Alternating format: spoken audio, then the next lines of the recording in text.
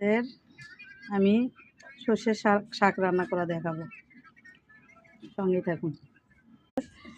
সর্ষের শাক বুঝতে পারছেন তো? সর্ষের শাক কে কে পছন্দ করেন অবশ্যই কমেন্ট করে জানাবেন।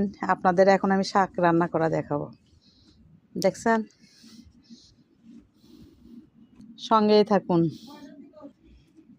এই যে এখন আমি লবণ দিয়ে দেব, লবণ দিয়ে শাক ভাপ দিয়ে নিব।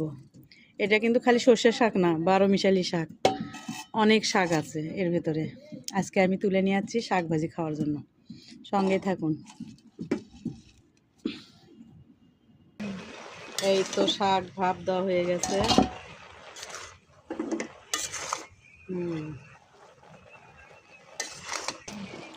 এই তো শাক ঢেলে নিলাম, ভাপ দেওয়া হয়ে গেছে, এখন ভেজে নিব।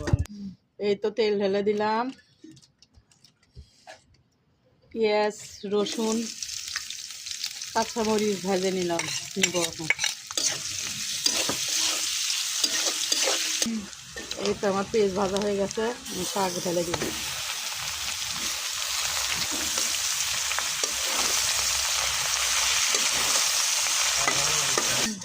এই তো আমার শাক ভাজা হয়ে গেছে, এখন নামিয়ে নিব। এই তো আমার সর্ষের শাক ভাজা হয়ে গেছে।